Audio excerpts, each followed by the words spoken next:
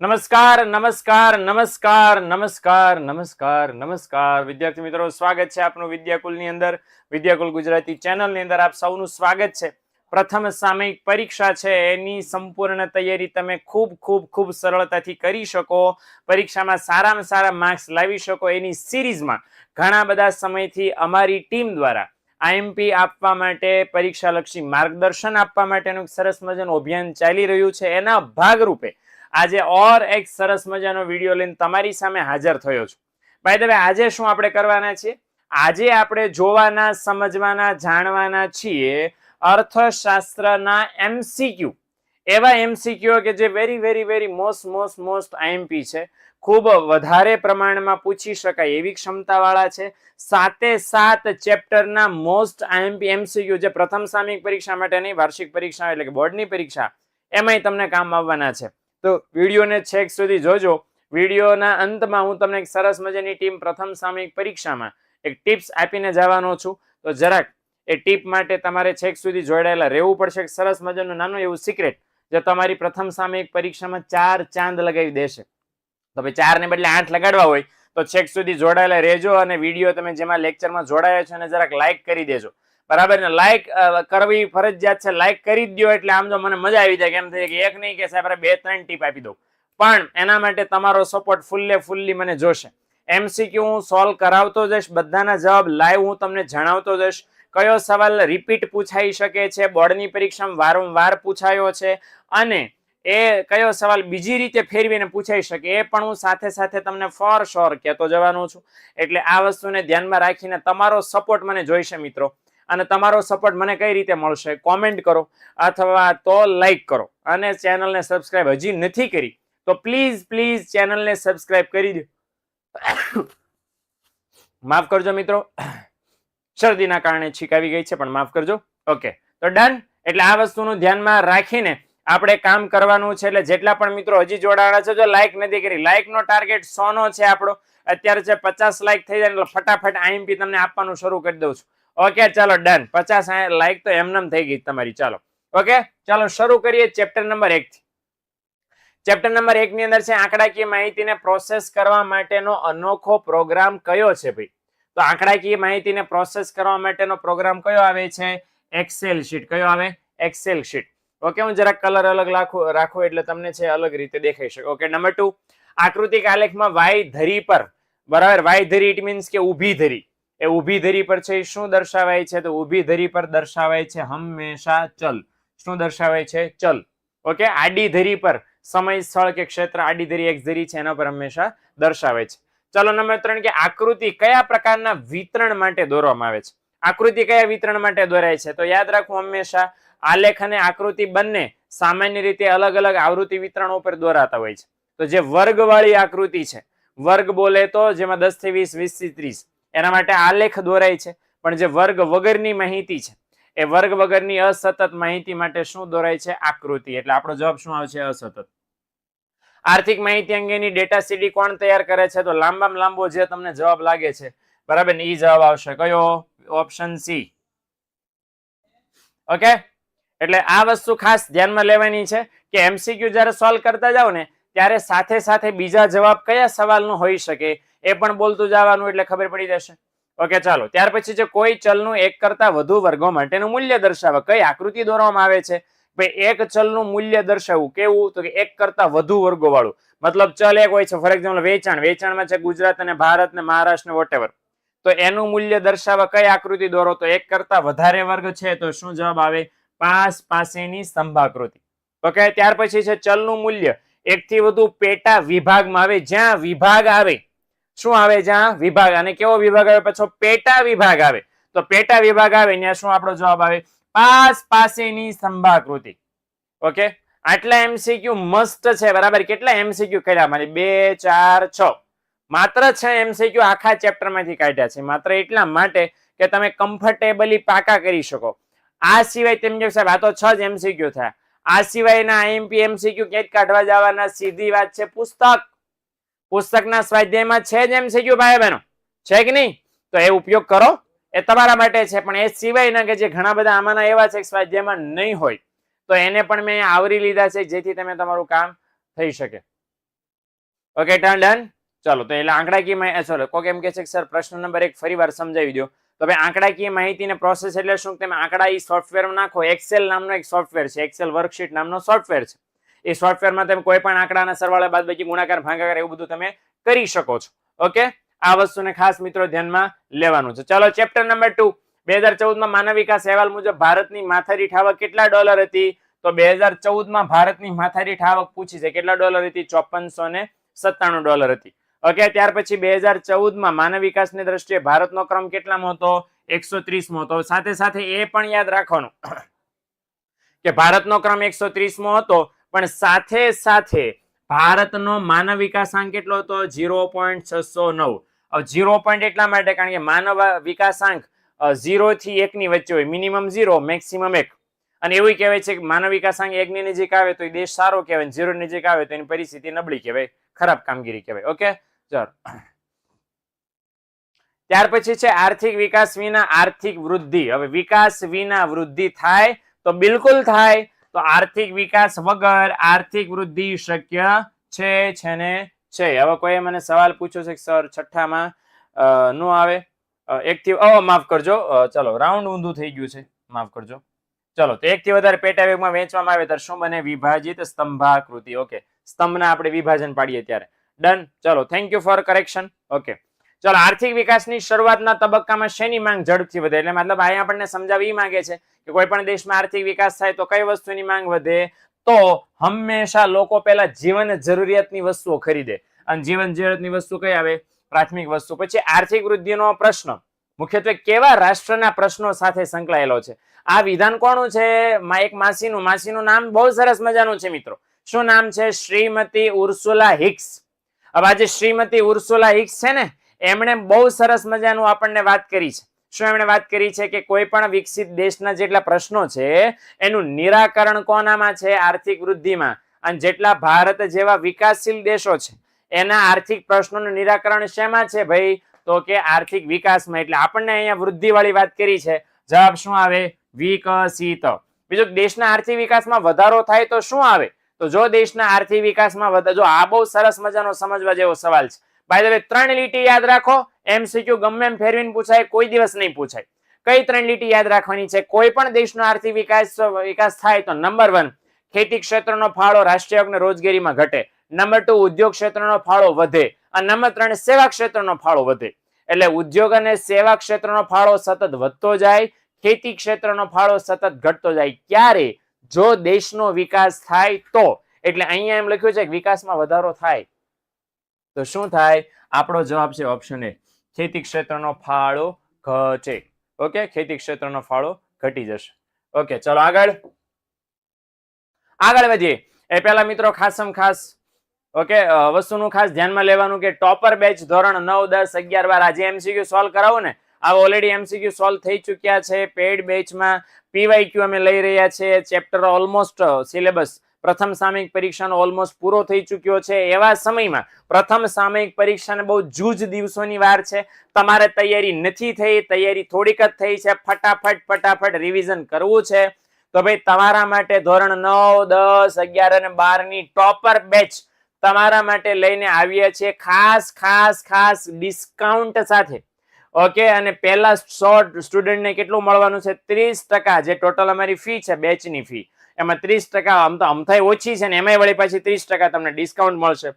Coupon code છે વિદ્યા 13 કરીને. અને તમને એમ લાગે કે આમાં સાહેબ કઈ ખબર પડતી નથી તો ભાઈ પ્લીઝ કોલ 9944 45 400 કોલ કરશો એટલે તમને બધી માહિતી અમારી બેચ વિશે, કઈ રીતે જોડાવવું, કઈ રીતે પેમેન્ટ કરવું, કઈ રીતે તમને કઈ સુવિધાઓ મળશે, શું તમને લાભ મળશે, બધી માહિતી મેળવ્યા પછી પ્લીઝ જોડાઈ શકો છો. તમારી પાસે 12 કે 13 દિવસ છે, બહુ ઓછો ટાઈમ છે. ઓછા ટાઈમમાં જાજી મહેનત કરવી છે તો એકમાત્ર ઉપાય આ છે, અમારી સાથે જોડાઈ જાઓ. તમારું કામ એકદમ ઈઝી બનશે, એકદમ સરળ બનશે, એકદમ સરસ બનશે. ઓકે, હાલો ચેપ્ટર નંબર 3 ત્યાર પછી આપણે જોઈએ વસ્તુ સેવાના બદલામાં જે સર્વ સ્વીકૃત છે તે નાણું છે. આ વ્યાખ્યા કોને આપી? આ વ્યાખ્યા આપી છે રોબર્ટસને. ઓકે, ચાલો ત્યાર પછી જો ફુગાવો ઉત્પાદન ખર્ચમાં થયેલા વધારાને કારણે થયો હોય તો કેવો કહેવાય? તો કે ખર્ચ પ્રેરિત ફુગાવો કહેવાય. કારણ કે કોના લીધે ફુગાવો વધ્યો? ખર્ચના કારણે. તો ખર્ચ વધે ને ફુગાવો વધે તો એને કહેવાય ખર્ચ પ્રેરિત. ખર્ચના કારણે વધેલો ફુગાવો.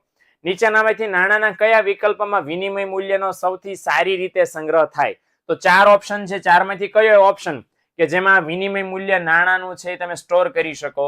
તો 4 અનાજ તો બગડી જાય, પશુ તો મૃત્યુ પામે, પથ્થર તો ભારે હોય, તો આ કયું છે? સિક્કા. ઓકે, ઘણા બધા એમસીક્યુ એવા હોય કે જે એમસીક્યુ માં બુદ્ધિ વાપરો ન ભણ્યા હોય ને તોય ખબર પડી જાય, હે ને? ચલો સર, તમે આ અગલા વર્ષે 12th કોમર્સ ની બુક લાવજો. Okay sir, done done. ઓપે ઓપે ઓપે ઓકે, બિલકુલ લાવશું સર, નો ટેન્શન. હાલો, ત્યાર પછી સતત અને સર્વગ્રાહી ભાવ વધારાની સ્થિતિમાં નાણાંનું મૂલ્ય શું થાય? હવે આ છે ને પ્રશ્ન ફેરવીને પૂછો છે, ખાસ ધ્યાન આપજો મિત્રો. આ સવાલ છે ફેરવીને પૂછવામાં આવ્યો છે. સવાલ શું પૂછો? સતત અને સર્વગ્રાહી ભાવ વધારાની સ્થિતિમાં નાણાંનું મૂલ્ય શું થાય? હવે સતત અને સર્વગ્રાહી ભાવ વધારો એટલે હું? ફુગાવો. એને લોચા પાટી છે ને કે ઓહો લાંબુ લાંબુ લખ્યું ને આવો સવાલ તો છે નહીં ચોપડીમાં. તો આ મતલબ શું થાય? સતત અને સર્વગ્રાહી ભાવ વધારાનો મતલબ શું થાય? ફુગાવો.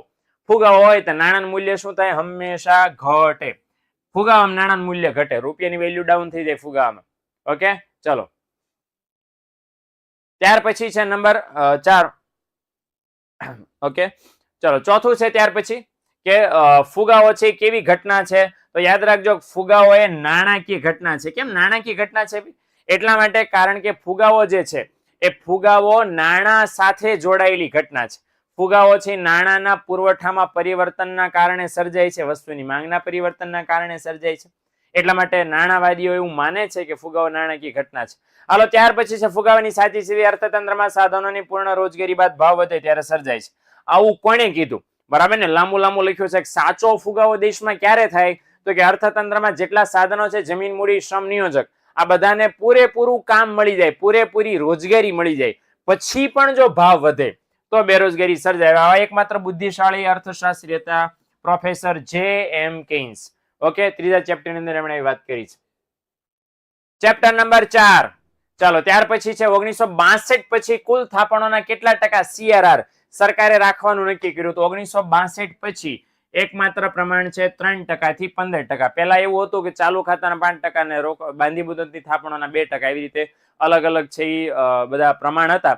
પણ સરકારે પ્રમાણ કાઢી નાખ્યા અને ફિક્સ કરી નાખ્યું કે ભાઈ આરબીઆઈ છે 1962 પછી CRR મિનિમમ 3% અને મેક્સિમમ 15% રાખશે. એની વચ્ચે પછી બાયફર્ગેશન કરીને સુધારા વધારા કરી શકશે, પણ 3% થી 15% બાઉન્ડ્રી મારી દીધી. ખાલી જગ્યા ખાતું ધંધો કે પેઢીના નામે ખોલી શકાય. એકમાત્ર એવું છે, કયું? ચાલુ ખાતું. હવે શું લેવા ધંધો પેઢીના નામે ખોલી શકાય? કારણ કે અનલિમિટેડ ટાઈમ તમે ગમે એટલી વખત દિવસમાં નાણાં ઉપાડી પણ શકો, જમા પણ કરાવી શકો. ઓકે, અને આ એવું ખાતું છે મિત્રો, ચોપડીમાં શબ્દ છે, આમાંથી પણ સવાલ પૂછાઈ શકે. શું? કે ચાલુ ખાતાની થાપણો સૌથી વધારે તરલ હોય છે. તરલ બોલે તો જ્યારે માગો ત્યારે નાણાં મળે, બેંક વાળા ના પાડી શકે નહીં. બેંક ખુલી છે, ચાલુ ખાતા વાળો 20 વાર જાય, 10 વાર જાય, 50 વાર જાય, 100 વાર જાય, બેંક વાળા ના પાડી શકે નહીં, કારણ કે ચાલુ ખાતું જ ભાઈ બહેનો. હાલો, વેપારી બેંકમાં મોટા ભાગે કેટલા પ્રકારની થાપણ હોય છે? મોસ્ટ IMP છે. અને સ્ટીલ છતાંય છોકરાઓમાં લોચા નહીં મારતા. યાદ રાખજો, થાપણોના કેટલા પ્રકાર પૂછ્યા છે? કેટલા પ્રકારની આવે? 3 પ્રકારની થાપણો. થાપણોના નામે બોલી જાઉં છું. બચત ખાતાની થાપણ, ચાલુ ખાતાની થાપણ અને બાંધી મુદતની થાપણ. તમે કહેશો, અરે સર રિકરિંગ ખાતાની થાપણ ક્યાં ગઈ? તો કે રિકરિંગ ખાતાની થાપણ જે છે ને એ બચત ખાતાની થાપણનો પેટા પ્રકાર છે. એટલે મુખ્ય 3 થાપણના પ્રકાર છે. હાલો, આરબીઆઈ આ તો આપણી શેરીના કૂતરાને આવડવું જોઈએ. બરાબર, કોમર્સ વાળાને તો આવડવું જ જોઈએ, અને કોમર્સ ભણતા શેરીના કૂતરાને આવડવું જોઈએ. શું? આરબીઆઈ ની સ્થાપના કયા વર્ષમાં થઈ? 1935. 1 એપ્રિલ 1935. 1 એપ્રિલ 1900. એપ્રિલ ફૂલ કહીએ ને, એ વર્ષે આરબીઆઈ ની સ્થાપના થઈ. ખાનગી બેંક હતી, પછી સરકારી થઈ ગઈ. હાલમાં પ્રધાનમંત્રી જનધન યોજના, એનું સંચાલન કોણ કરે છે? સરકારે કરવી જોઈએ. આ યોજનાનું હેન્ડલિંગ સરકારે કરવાનું હોય, પણ સરકાર વતી કોણ કરે છે? RBI, Reserve Bank of India.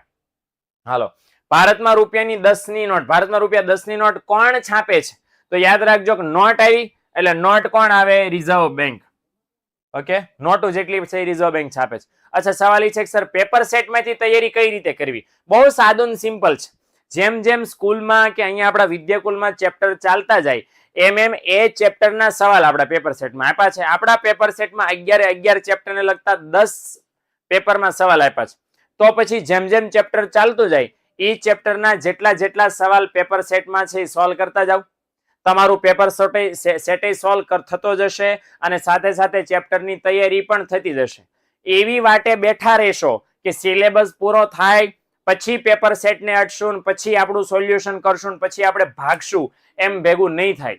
એટલે ઈઝીમાં ઈઝી રીત છે કે બોર્ડની પરીક્ષાના રાઉન્ડ શરૂ થાય એ પહેલા જો તમારે પ્રિપેર થઈ જવું હોય તો એકમાત્ર રીત આ છે કે જેમ જેમ ચેપ્ટર પૂરા થતા જાય એમ તમારું સોલ્યુશન શરૂ થઈ જવું જોઈએ. ઓકે, ચાલો. માંગ પ્રેરિત ફુગાવો કોને કહેવાય? અચ્છા, માંગ પ્રેરિત ફુગાવો એટલે શું? કે બજારમાં વસ્તુ કે સેવાની માંગ વધે એના કારણે ફુગાવો સર્જાય, એને શું કહેવાય? માંગ પ્રેરિત ફુગાવો. હવે માંગ વધવાના 3 કારણો છે: નાણાં પુરવઠામાં વધારો, સરકારના જાહેર ખર્ચમાં વધારો અને ત્રીજું વસ્તી વધારો.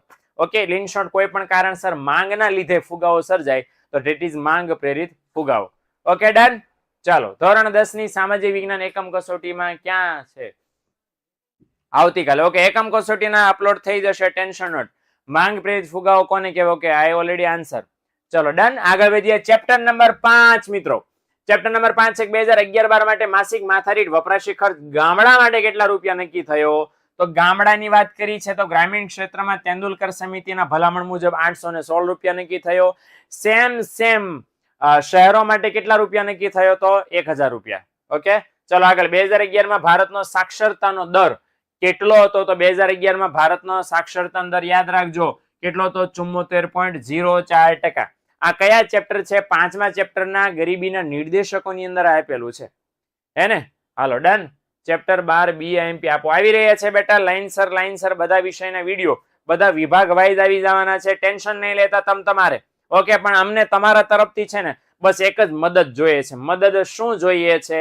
બસ સાદી ભાષાની લાઈક અને તમારી સબસ્ક્રાઇબ.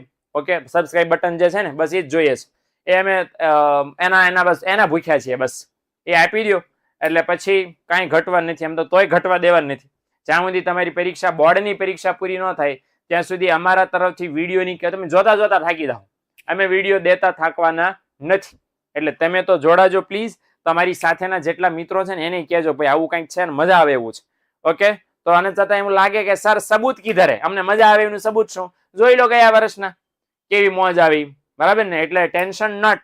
નવા કોન્સેપ્ટ અમે લઈને મચીએ છીએ અત્યારે, તમારા માટે જ લાવવાના છીએ. ટેન્શન લીધા વગર તમે તમારે સબસ્ક્રાઇબ કરી નાખજો. વિશ્વાસ હોય તો એ વિશ્વાસને જાળવી રાખજો અને વિશ્વાસ તમને સફળતા અપાવશે ફોર શ્યોર. ઓકે, આટલા બધા રાખ્યો છે અને ફાયદો થયો છે તો તમને થશે ભાઈ. ઓકે, ચાલો. સંરક્ષણ પાછળ થતો ખર્ચ કેવો છે? તો ભાઈ સંરક્ષણ એટલે દેશની સુરક્ષા પાછળ જે ખર્ચો કરો ને કેવો છે? બિન વિકાસલક્ષી. વાય બિન વિકાસલક્ષી? કારણ કે તમે દેશની સુરક્ષા માટે 2 મિસાઇલ નવી લાવો, 2 લડાકુ પ્લેન નવા ખરીદો, એના કારણે ગરીબોની ગરીબી દૂર થવા નથી, દેશનો વિકાસ થવાનો નથી, રસ્તા કઈ હારા નથી થઈ જવાના. અમુકનો પ્રોબ્લેમ શું થશે કે બધા શસ્ત્રો પાછળ જેટલો વધારે ખર્ચ કરશો એટલો દેશના વિકાસ પાછળ ઓછો કરી શકશો, એટલા રૂપિયા શસ્ત્રો ખરીદવામાં વપરાઈ જશે. એટલે એને ધ્યાનમાં રાખીને એવું કહી શકાય કે સુરક્ષા પાછળ આપણે જેટલો ખર્ચો કરીએ એ બિન વિકાસલક્ષી છે. હાલો, ત્યાર પછી છે 2013માં ભારતમાં સૌથી ઓછી ગરીબી કયા રાજ્યમાં હતી? ગોવામાં. અરે ભાઈ કેટલા ટકા હતી? 5.09%. હાલો, ગોવામાં સૌથી ઓછી હતી તો સૌથી વધારે ક્યાં હતી? સૌથી વધારે હતી છત્તીસગઢમાં. છત્તીસગઢમાં કેટલી હતી? 39.93%. હાલો, 2011ના અંદાજ મુજબ 30 થી 40% ગરીબીની શ્રેણીમાં નીચેનામાંથી કયા રાજ્યોનો સમાવેશ થાય છે? પંજાબ તો બિલકુલ નહીં, જમ્મુ કાશ્મીર પણ નહીં, કર્ણાટકમાં નહીં. તો શું આવે જવાબ? ઓડિશા અથવા તો ઓરિસ્સા, તમે જઈ ગયો.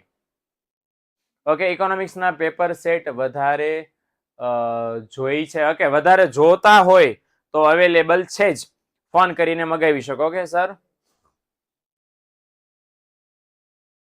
તમારી મહેનત માટે મારું નામ અને તમારું નામ એકવાર બોલો પ્લીઝ. મનમિત. ઓકે, હાલો ભાઈ. Okay, done. ચલો, મનમિત કરીને કોઈ ભાઈ એમ કે છે કે ભાઈ બોલો. હાલો, ઓકે, બોલી ગયા. ચાલો. ઓકે, ચલો. આર્ટ્સના એમપી છે ને એના માટે એવું દીકરાઓ કરવાનું છે. જેટલા પણ મિત્રો આર્ટ્સ વાળા જોડાના છે, આ ઇકોનોમિક્સ આખો વિષય આર્ટ્સમાં બેઠો આવે છે. નંબર 1. એ સિવાયના સમાજશાસ્ત્ર, મનોવિજ્ઞાન, ઇતિહાસ ને ભૂગોળ ને જે તમારા વિષયો છે ઓલરેડી આ ચેનલમાં 3જા કે 4થા કે પહેલો મહિનો, બીજો મહિનો, ત્રીજો મહિનો, જાન્યુઆરી, ફેબ્રુઆરી, માર્ચ મહિનો, એ મહિનામાં ઓલરેડી બોર્ડ માટેના એમપી હું અને બીજી ટીમના સભ્યો લઈ ગયેલા છે અને વિડીયો ઓલરેડી અવેલેબલ છે જ. તો એ પ્લીઝ જોઈ લો, એમાંથી તમને મળી રહેશે. અત્યારે પ્રોબ્લેમ ક્યાં છે કે અત્યારે બધી મારામારી ચાલે છે કોમર્સના 9, 10, 11 કોમર્સ, 12 કોમર્સ આ બધાની. એટલા માટે પોસિબિલિટી નથી કે અત્યારે પ્રથમ સામયિક પરીક્ષાના આર્ટ્સના એમપી આવે. હા, પણ ઇકોનોમિક્સ અને ઇંગ્લિશ તો તમારા કામનું છે જ. આર્ટ્સ વાળા જેટલા પણ મિત્રો છે એને ખાસ વિનંતી છે કે તોય અત્યારે તો જોડાજો જ, કારણ કે પ્રથમ સામયિક પરીક્ષામાં ઇંગ્લિશ અને ઇકોનોમિક્સ તો આર્ટ્સ વાળાને આવે જ, એટલે એના માટે તો છે જ. પણ બાકીના વિષયો માટે આ જૂના વિડીયો ઓલરેડી યુટ્યુબ પર અવેલેબલ છે જ આ જ ચેનલમાં, તો એ પણ તમે જોઈ લેજો, એ પણ તમને ફાયદો થવાનો છે. ઓકે, ચાલો આગળ વધીએ. ભારતમાં 14-16 ના સમયગાળામાં કુપોષિત વ્યક્તિનું ટકાવારી પ્રમાણ કેટલું ટકા છે? 15.2%. ઓકે, તો 15.2% ભારતમાં કુપોષિત વ્યક્તિ હતા. અને બાય ધ વે ફાઓ નામની સંસ્થા હતી કે જેણે 2015 માં રિપોર્ટ આપણને આપ્યો અને એવું કીધું કે ભાઈ ભારતમાં 15.2% લોકો વિશ્વમાં બીજા નંબરે છે. ભારત આપણા માટે બહુ શરમની વાત છે કે આપણે કુપોષણના મામલે, મતલબ લોકો છે ખાય ખોરાક સારી ક્વોલિટી વાળો ખોરાક ખાઈ નથી શકતા, હેને? એટલે યાદ રાખજો, તમારી થાળીમાં ખોરાક આવે ને, બહુ લકી છો, કારણ કે કુલ વસ્તીમાંથી દર 115 જણા એવા છે કે જેમને પોષણ વાળા ખોરાકના બહુ ફાંફા છે, હેને? એટલે બહુ આ આંકડો કઈ નાનો નથી, બહુ મોટો. વિશ્વમાં આપણે બીજા નંબરે છે, એનાથી વિશેષ ખરાબ તો શું હોય આપણા માટે, હેને? આ પ્રોબ્લેમેટિક બાબત છે મિત્રો. ઓકે, હાલો ફરી એકવાર જો ભૂલાઈ ગયું હોય તો ટોપર બેચ તમારા માટે છે. જેટલા પણ મિત્રો જોડાણા છે ને એ 9, 10, 11, 12 ઘણા બધા એમ કે છે કે સર અમારે પ્રેક્ટિસ કરવી છે, તમે જે એમસીક્યુ લ્યો છો બધા ડિટેલમાં સમજવા છે, જાણવા છે, જોવા છે, લેક્ચરના એક ટોપિક મુદ્દા સમજવા છે, તો આ બેચ માત્ર ને માત્ર તમારા માટે છે.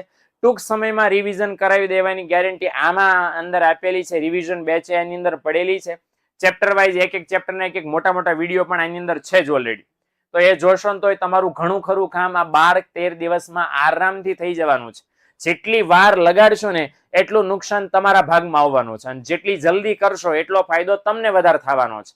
તો પછી સહેલું કોનું, સરળ કોનું, ફાયદો કોનો, તમે જોઈ લો પ્લીઝ, હેને? એટલે પ્લીઝ કોલ કરી લો 9945400000. એકવાર માહિતી મેળવો પછી તમને ખ્યાલ આવશે કે કેટલી રકમમાં કેટલું તમને આપીએ છે અને કઈ ક્વોલિટીનું તમને આપીએ છે.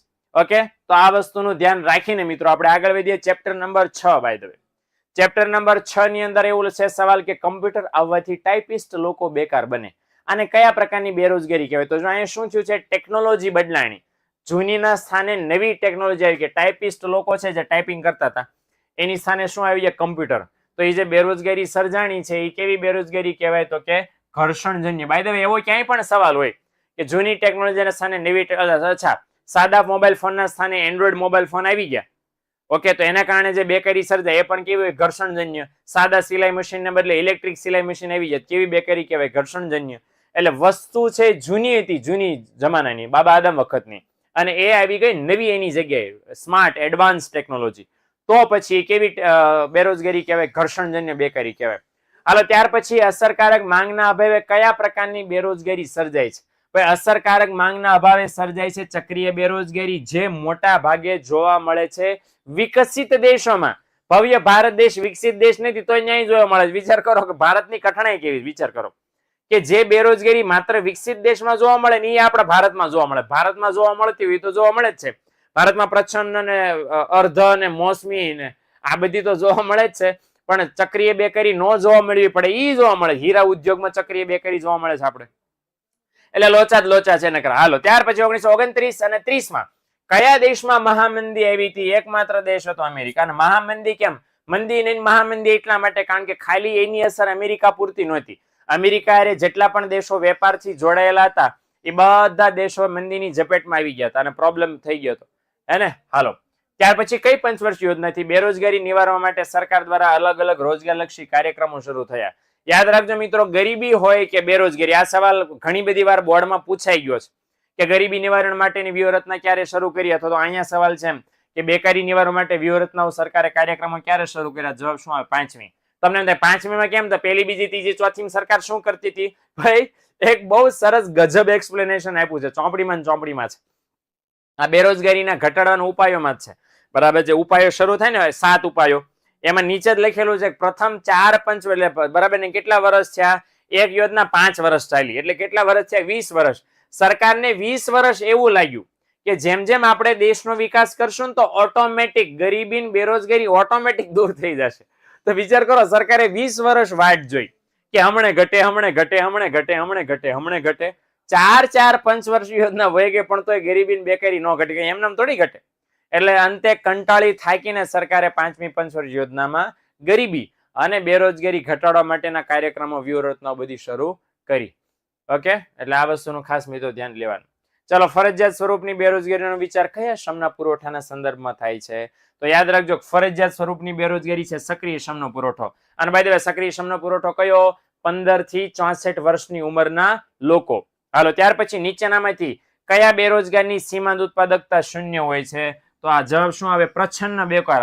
એટલે સીમાંત ઉત્પાદકતા શૂન્યનો મતલબ આપણે શું કરવાનો કે પ્રચ્છન્ન બેકારીમાં માણસ કે શ્રમિક ઉત્પાદનમાં ભાગ લે કે ન લે, ઉત્પાદનમાં કોઈ ફેર પડે નહીં, ઢીંકા ચીકા.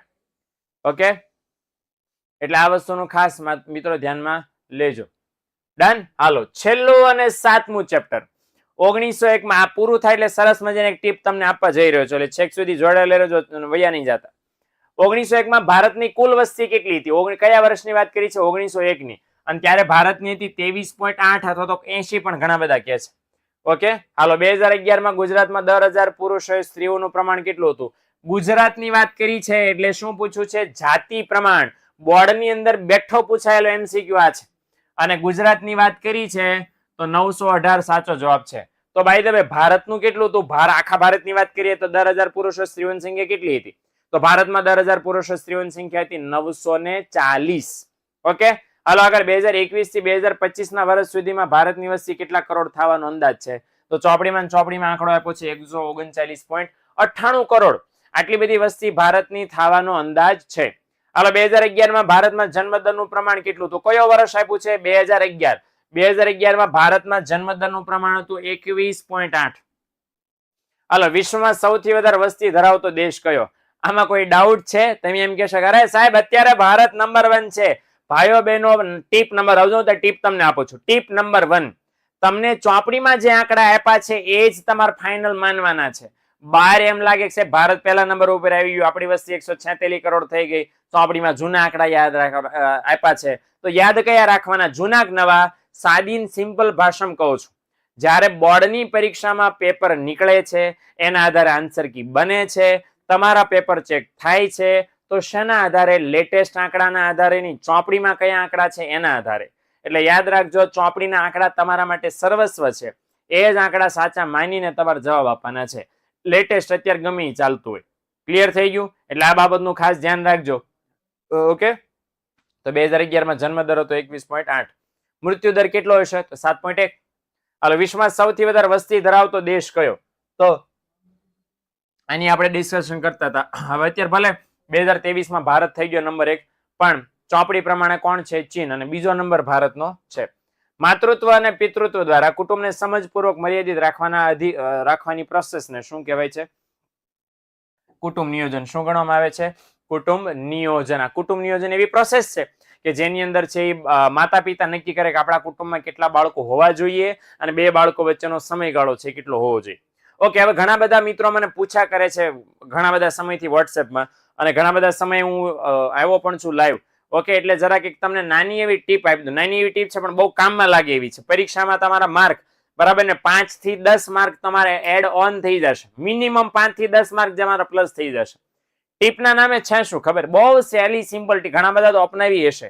તમારે કરવાનું છે ઇકોનોમિક્સમાં, BA માં જો તમારો SP વિષય તેમ ભણતા હો તો એમાં પણ જેટલા ચેપ્ટરમાં જેટલા મુદ્દાઓ, વ્યાખ્યાઓ અને આંકડાઓ છે એની નાની એવી પોકેટ ડાયરી બનાવો. જાતે બનાવો, તમારા જ અક્ષરમાં બનાવો, અને એમાં રેડ પેન જો ઈચ્છો તો રેડ પેન વધારે વાપરો. ઓકે, એટલું કર્યા પછી જ્યારે પણ ફ્રી પડો ત્યારે એમાંથી ગોખવાને બદલે બસ નજર મારીને જોઈ લ્યો. જ્યારે પણ દાખલા તરીકે તમે ઘરેથી સ્કૂલે જાઓ છો, રસ્તામાં ચાલવા સિવાય બીજું તમારે કઈ કામ નથી. ઓકે, તો જોતા જોતા બોલતા જાઓ. આ તમને એમ લાગશે કે સાહેબ તમે ગાંડા થઈ ગયા, આ બધા ચાલતા આ ધંધા કરવાના ભાઈ, પણ કરવું હોય ને તો થાય. ઓકે, 2 લેક્ચર વચ્ચે 5 મિનિટનો તમને સમય મળ્યો. અચ્છા, ફ્રી લેક્ચર છે ને ક્લાસમાં અવાજ બહુ થાય છે, ન્યા તમારે કરવું છે તો જોઈ લ્યો, જાણી લ્યો. પાકા બરાબર, પાકા નથી કરવાનું કહેતો, ખાલી જોઈ લ્યો. બરાબર ને? જોવાથી ઘણો ફાયદો થાય. જ્યારે શું થાય, બોલું તમે લિટરલી આમ નિયમિત સમય પાકું કરવા બેસો છો ને તો લોચા લાપસી શું થાય છે કે એક હારે બધું ભેગું થઈ જાય છે. મુદ્દા એકના બીજામાં, બીજાના ત્રીજામાં, ત્રીજાના ચોથામાં ઘૂસી જાય છે. એવું ન કરવું હોય તો આ એકદમ સરળ સટીક ઇલાજ છે. હા, પાછો આ પરીક્ષામાં લઈ નહીં જતા હો ચોરી કરવા. આ કામ તમારે કરવાનું છે, કરી નાખશો ને એટલે ઓટોમેટિક ઘણા બધાનો પ્રશ્ન છે કે સાહેબ મુદ્દા યાદ નહીં થતા, મુદ્દા યાદ નહીં થતા. યાદ રે નહીં, રાખવા પડે. હાલો તમે એમ સાહેબ લેશન ડાયરી બનાવીને જાદુ નહીં થાય એમ કરીને પાકા ન થયા તો પછી બીજો ઈલાજ છે આપણી પાસે. જ્યારે મુદ્દા પાકા કરવા બેસો એકવાર પહેલા મોઢે વાંચી લો. વંચાઈ ગયા પછી બોલી લો કેટલા યાદ રહ્યા. જેટલા બોલ્યા એટલા વળી પાછા એકવાર ફટાફટ લખી લો. લખવાથી ખબર પડશે કે જે વાંચે એમાંથી મને કેટલા યાદ રહ્યા. સપોઝ તમે 10 મુદ્દા વાંચ્યા ને તો કે 10 યાદ નહીં રહી જાય, 5 કે 6 કે 7 કે 8 યાદ રહી જશે. જે 1-2 મુદ્દા મિસ થયા એ કયા મિસ થયા સરખાવો, વળી પાછું આખું વાંચો. આવું છે ને અને વળી પાછું લખો. આવું 4 થી 5 વાર કરશો ને તો ફોર શ્યોર તમને યાદ રહેશે જ. આ પદ્ધતિ મેં અપનાવીને હું ભણેલો છું એટલે આમાં મને વિશ્વાસ છે કે તમે માર્ક લાવશો જ, પાકું થશે. પેલું શું છે ખબર, ચોપડી પકડીને બેઠા રહ્યો 1 કલાક 2 કલાક 3 કલાક 4 કલાક, એના કરતા બેટર છે આ રીતે લખીને પાકું કરશો ને તો એટલીસ્ટ બોર્ડની પરીક્ષા સુધી તો તમને યાદ રહેશે, હે ને? ચાલો, પ્રથમ પરીક્ષામાં 1 થી 6 ચેપ્ટર છે કે 7? હવે ભાઈ બાય ધ વે બોર્ડની બ્લુપ્રિન્ટ પ્રમાણે તો બોર્ડ પ્રમાણે જોવા જાવ તો 7 ચેપ્ટર છે. પછી શું છે કે એમાં જો કઈ ફેરફાર હોય, ડિફરન્શિએશન હોય તો તમારી સ્કૂલના જે સર છે જે અર્થશાસ્ત્ર વિષય ભણાવે છે ફાઇનલ એમને પૂછો કે સર આપણી સ્કૂલમાં પ્રથમ સામયિક પરીક્ષામાં અર્થશાસ્ત્ર વિષયમાં કેટલા ચેપ્ટર પૂછવાના છે? ઓકે, સ્કૂલે છે એ અલગ હોઈ શકે છે. આ વસ્તુનું ખાસ મિત્રો ધ્યાનમાં લેવું. બીજું ઘણા બધા એમ કે છે કે સર આર્ટ્સના પેપર સેટમાં તો 5 જ છે. 5 છે તો બાકીના 5 તમને ઓનલાઈન ઇન્ટરનેટના માધ્યમથી મળી રહેશે બહુ બધા સોર્સિસમાંથી, તો એ પણ તમે લઈ શકશો. અથવા તો બોર્ડના જૂના પેપર સેટ પણ તમે સોલ્વ કરી શકશો. ઓકે, ચાલો મળીએ આપણે નવા લેક્ચરમાં. આવતીકાલે વળી પાછા નેક્સ્ટ આપણે લેક્ચરમાં મળવાના છે જેમાં વિભાગ સી ના આઈએમપી સવાલ હું તમને લઈને આવવાનો છું. વિભાગ સી ના આઈએમપી સવાલ તમને સરસ મજાના મળે એના માટે શું કરવાનું છે તો વિદ્યાકુલ ગુજરાતી નામની ચેનલ છે. ઓકે, બરાબર, નામ જૂનું હતું યુથ વિદ્યાકુલ. ઓકે, હવે ખાલી નામ ચેન્જ કર્યું છે, બીજું કાંઈ ચેન્જ નથી થયું, અમારી ક્વોલિટીમાં કાંઈ ચેન્જ નથી આવ્યો. એટલે એ ચેનલને તમારે સબસ્ક્રાઇબ કરી નાખવાની છે. હજી વિભાગ સી ના વિભાગ બી ના આઈએમપી લઈને આવવાના બાકી છે. એ મારા ખાલી નહીં થવાના, બીએ ના પણ આવવાના, એકાઉન્ટના પણ આવવાના, ઇંગ્લિશના પણ આવવાના, સ્ટેટના પણ આવવાના, બધા વિષયના આવવાના છે. એટલે જો તમારે રેગ્યુલરલી મેળવવા હોય તો સબસ્ક્રાઇબ કરી નાખજો, નોટિફિકેશન ઓન કરી દેજો. એટલે જેવો અમે વિડીયો મૂકીએ કે અમે જેવા લાઈવ થઈએ તરત તમને છે માહિતી મળે અને તમે ફટાક દઈને જોડાઈ શકો મિત્રો. ઓકે, મળીએ આપણે નેક્સ્ટ લેક્ચરની અંદર. આવજો, ટાટા, બાય બાય, સી યા.